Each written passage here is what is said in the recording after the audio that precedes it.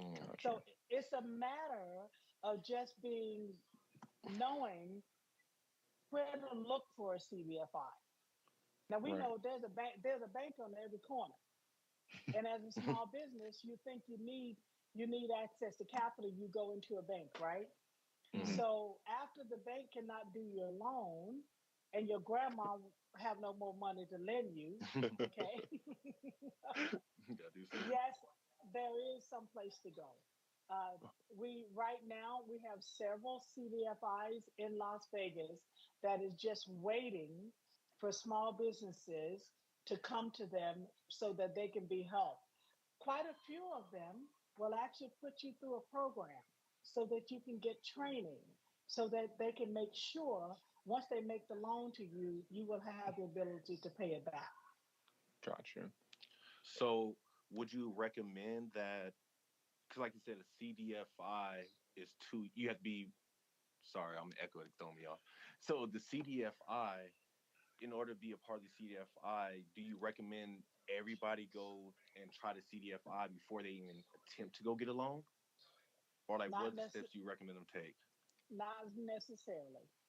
If you've been in business more than 2 years and you have solid 2 or 3 years of solid financials, and when Hmm. I say financials, that basically means that you show that you made a profit in those 3 years.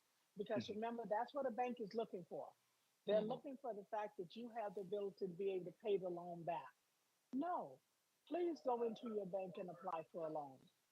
But if you are a startup, you've been in business less than 2 years, and you need access to capital, yes, starting with the CDFI is a good place to start.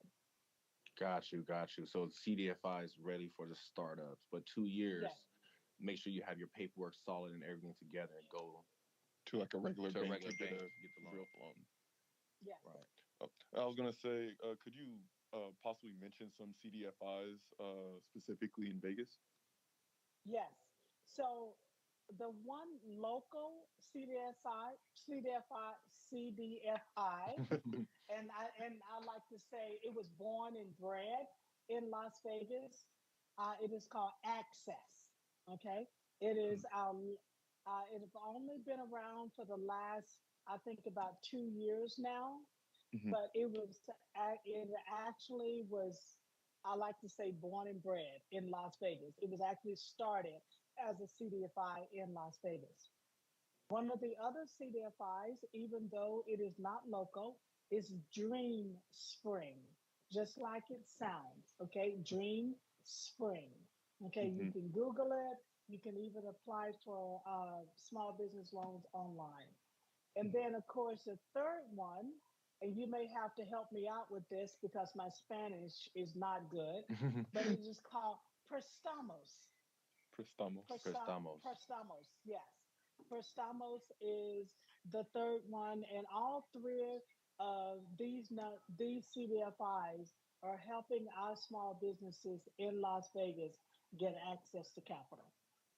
Oh wow, Beautiful. that's pretty interesting. And then Dream Spring, is that more of like a nationwide one? Dream Springs is what Prestamos and Dream Springs are nonprofits that are actually in other states. Okay. Dream Springs is actually headquarters in Albuquerque, New Mexico, but has a presence in Las Vegas. Prestamos is actually headquartered in Arizona, but have a huge presence in Las Vegas also. Understandable. Interesting. Understandable. So my next question would be is I know you've done a lot of business with small businesses, and I was wondering, like, what are some issues that you see a lot of these businesses have that you feel are just so easy for them to fix if they will look in the right direction or talk to you, of course. Preparing their financials, because the greatest challenge that any small business will have is access to capital. Okay. You, when you start a small business, most of the time it's a God given talent. You have a passion about what you want to do. or you see a need in your community that needs to be met. But you need to have access to capital to be able to do this, right? Mm-hmm. So you got to have money. And like I said, when your grandma runs out of the money that she's Mm-hmm. giving you, you need to be able to go to a financial institution and actually take a loan, because most small businesses will take anywhere from 2 to 3 years to get up where it's really running. In the Mm-hmm. meantime, you need to have some backing. So, in order to be able to do that, you have to have solid financials. Mm-hmm. One of the greatest challenges for some of our small businesses, we always think that if we make the money and we tell the IRS about it, Mm-hmm. we're going to have to pay taxes, right? Mm-hmm. Mm-hmm. So they kind of fibble on their financial statements about the dollars that are actually being made in the small business. Mm. So then you go to the bank or to a CDFI with your financial statement, and it shows that you're not making any money. So if you're not Mm-hmm. making any money, how can you pay the loan back? Mm. Right. And I tell my small businesses all the time, if you did not tell the IRS about it, it did not happen. Mm. Okay. So Mm-hmm. strong financial statements. If you're running a small business where you do not have the ability or you do not have the knowledge to be able to create your own financial statement, whether it's through QuickBooks or one of the online portals, please find a bookkeeper. And there Okay. are quite a few bookkeepers in Las Vegas that are willing to help small businesses for a minimal amount just to make sure that they're successful. But I would say having a strong financial statement is the key to being successful in small business. Got it. Got it. I like that. That's a great tip. Get your financials together. Mhm. So, do you have any like general financial advice, not just for businesses, but given your experience at, in 40 plus banking? years of banking. Yeah. Like, what secrets do you have for us? Yeah, Budget, Mm. that's what mom budget, says. budget. So over the years, I've taught, and I still do when I'm asked, to teach financial literacy classes. Oh. We started teaching budget to second and third graders, Mm-hmm. whether it's through uh, many of the different organizations that offer financial literacy classes in Las Vegas. Um, what usually happens with us is that sometimes we go into adulthood not knowing how to manage our money. Mm-hmm. And the only way we can manage our money is by setting a budget. I tell them all the time, whether you have $1, $10, or $100, Mm-hmm. if you budget how every penny of that money is spent, Mm-hmm. you will be better off for it. And when I teach budgeting, I always say every dollar you own should have a name. You Mm. should not have $1 in your pocket that does not have a name on it. And that is what creates a good budget, knowing exactly where all of your money is going and how it should be used. Right. So I been practicing my budget, but I feel I struggle sticking with my budget. So I was wondering, like, what tips do Mm. you have to help people stick with their budget? Well, I would say you have to be committed to your Mm. budget, because it's one thing to build one, but like you said, if you don't stick to it, what good is it? You can just Right. throw Mm-hmm. it right out the window. It have to do with commitment. You have to make up in your mind, like anything else that you do, that I am going to be committed to making sure that I stay with this budget, because there's so many things to buy out there Mm-hmm. that you have to understand the difference between needs and wants when it actually comes to your budget, and actually Mm-hmm. stay committed to it. I like it. And then that makes sense too, because Amazon's always in your face, Yes. Instagram's in your face. They're always trying to sell you something. Everybody wants your money. So yeah, 100%. stick to it. Stick to it. Is there a sorry, Oh, I was gonna say, so I've been in banking for about 1.5 years now, and then Mm-hmm. exactly as you said, my mom taught me how to build a budget and stick to it. Every dollar needs to have a Mm-hmm. name. Mm-hmm. So once people master that habit, I should say, uh, what would be the next step? I guess in terms of financial growth and literacy. I would say once you have a budget, you're committed to that budget. The next step is making solid investments. Okay? Okay. Because money do not grow if you just keep it in a checking account, or for some of us that are older, hide it under the mattress. Okay? So, it's important to make sure that you're investing the right amount of money into your retirement plan, Mhm. because you would be amazed, for young people like you, if you start putting away money into your retirement plan today, how fast it will grow by the time you get to the sunset of your career, like I am. Mhm. If nothing else, if you're not ready to start investing into your retirement plan, put away money in your savings. Have you Mhm. have you heard the old cliche about pay yourself first? Mhm. Okay. Yes. That pay yourself first is all about putting away money into a savings, putting away money to make sure that if you have an emergency, okay, Mhm. Mhm. that it's not going to strip you of every penny you have, because you've already saved for an emergency, Right. for those situations in life that will actually come up, that you are not expecting.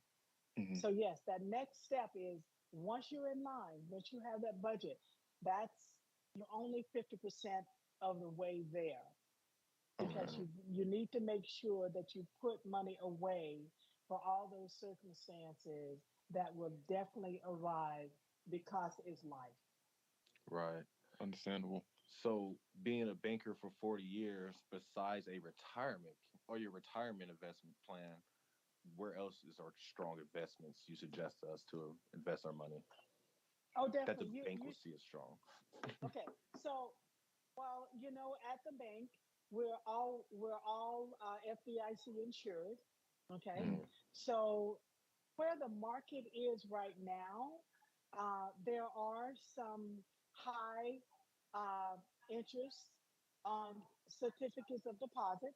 Because remember, Mhm. as long as you invest in a CD, the bank's going to hold on to your money for a certain period of time. So that particular account will pay you more interest Mhm. than a regular savings account. You may also invest money into a money market, which will have a higher interest rate than actually a savings account.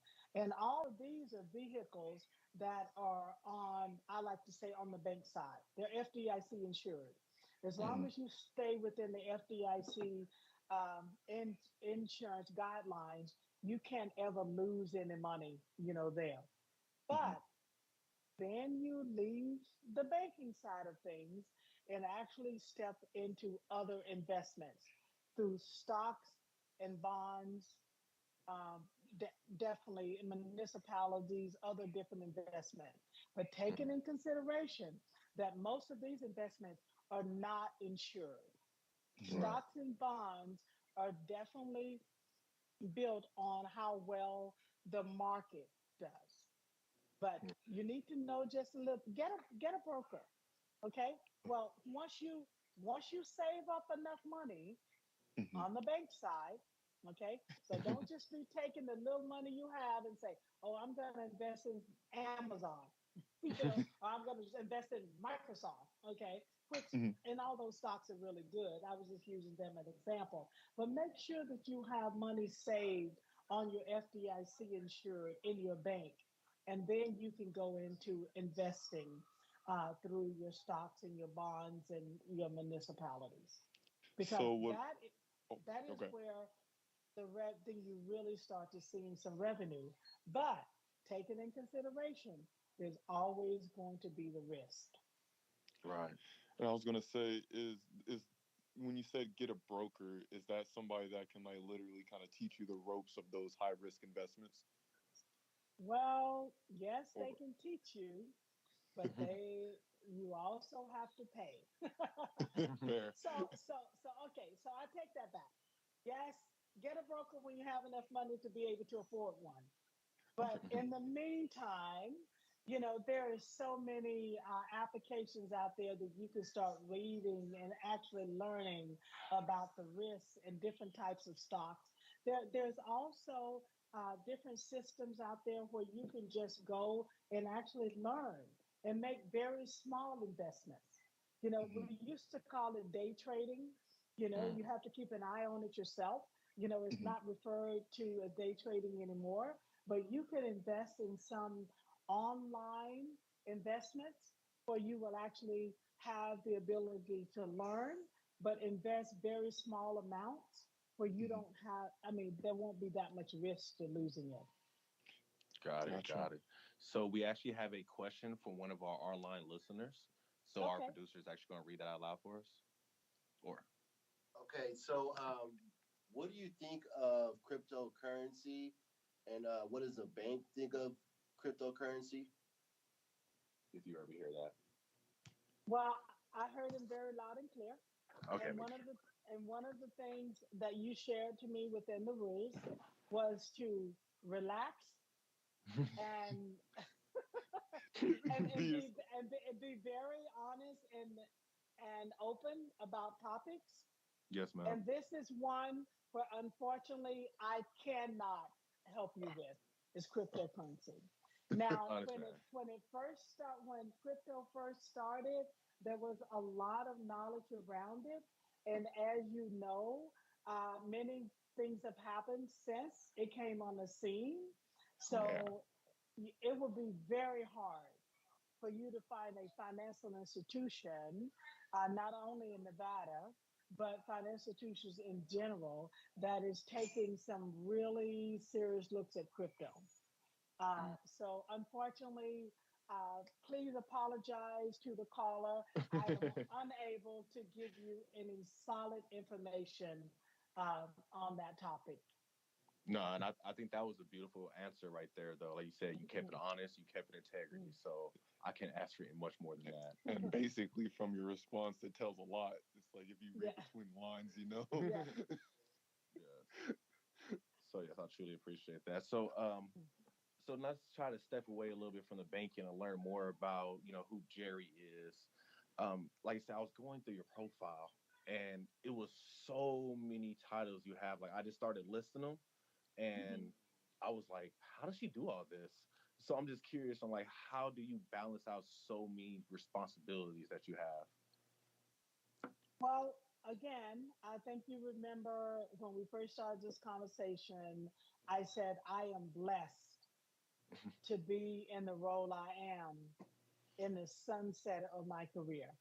Mm-hmm.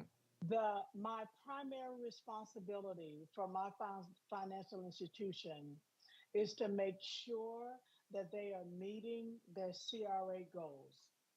And Mhm. under their CRA goals come all of the things that we've talked about here, helping nonprofits. I tell people all the time that I am the only individual in my bank that gets to give away money. Okay? Think about that. Okay? I am in charge of a budget that actually give away grants to nonprofits. So I sit on boards for a living. Okay? Mhm. So you can say, why you want to sit on all these boards? Okay. I sit on these boards because these boards bring value to my financial institution as part Mm, of what my job responsibility is. For every gotcha. single hour that I spend helping a small business, helping a Mhm. nonprofit, teaching financial literacy, being part of an educational board, brings value to my financial institution. But at the same time, you remember I told you earlier, I would do it even if I didn't get paid for it Right. because it is so important to our community. So when you look at the different boards that I sit on or the different things that I actually do in the community, number one, I do it because I'm passionate, but at the same time, I am also blessed enough to work for a financial institution that I get paid by, but it brings value to that organization in our community. Right. So I mean, it seems like again, you are blessed that everything kind of falls under your Yes, umbrella of the role. So it's yes. not like you're doing too many separate, different Right. things at once. Right. No, no. So here's the other thing that makes my role at the bank very rewarding. Remember, I told you earlier that probably about 10 years ago, as I'm a regional president Mm-hmm. running a region, with a portfolio of clients Hmm. that's both uh, business owners, corporates, nonprofits, you know, with accounts, loans, and the whole works. Okay. That has been my career. And then I actually stepped into this role. So as a banker, you don't leave all that behind. Mm-hmm. Hmm. So every day I'm actually doing this role, but I still have a portfolio of clients that I'm Mm. able to keep within the bank. So Wow. in the community, those clients that I've banked over the years, when they call and say they need something, because for all intents and purposes, I'm still their banker, Mm-hmm. even though I don't sit at my desk and open their accounts or do their loans or whatever, we have a huge team at our bank that I can actually pass them right on to. I can Mm. pick up the phone to a business development officer and say, I need you to go out and call on this small business because they have a need. While Mm. I'm networking in the community, if I run into a business that says, I want to bank with your company, I don't have to go meet with that company. I can call them up and say, I have a team member that is actually going to come out and help you. But at Mm-hmm. the same time, after they are clients of Bank of Nevada, I was always be their banker because they can pick up their phone and talk to me first. I am just fortunate enough to have a team large enough to be able to service the clients. Beautiful. So I get to wear kind of two hats. Mhm. I get to serve, well, more than two, no, Yes. but I get to do my role as a community development manager for the bank, but at the same time, I am also a banker, no Mm. matter how you slice it. Yes. I You love it. know, and what's beautiful since working at this company for a year and a half is how personable this bank is specifically, at least to my knowledge, to other Yeah. banks. Mm. Like, if I move into like a different role, I know I'll still have like my clients just as like a Yeah. universal banker that will come with me. They can Hmm. call me at any time just to check on accounts, and I may be doing what you're doing, or I may be able to help them out Yeah. directly. Yeah. Or with people like June Abbott, that's my primary relationship Yeah. Yeah. manager. Yeah. Passes them off to me to help their accounts, and then goes back and Go forth. forward. But it's so personable, and it seems like people really enjoy that. Yeah. And to use that as a perfect example, if I meet a small business in the community that lives near the office that you work in, I can easily say to them, hey, go in here and open up an account. Tell them that Jerrie Merritt sent you. Okay. And you're going to take perfectly good care of them. You're going to put Yes. my officer code on the account, which means that I remain their banker, Hmm. but they're well taken care of. And one of the things that I've learned over the years, customers do not bank with a bank. Mm. Customer bank with people. Yes. The customers are looking for bankers. They're not looking for the bank, And I'll take that back a little bit. Sometimes the bank comes into play when it comes to FDIC insurance.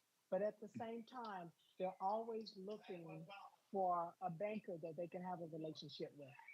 Hmm. Right. Beautiful.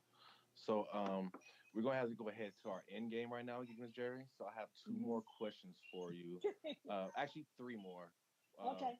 my first question is, you're a African American female holding a very powerful role And I'm just curious on like what advice you have for younger females that want to get in a position that you're in, or at least get up on top of the corporate ladder where you are. Like, what type of mindset or advice you would have for them?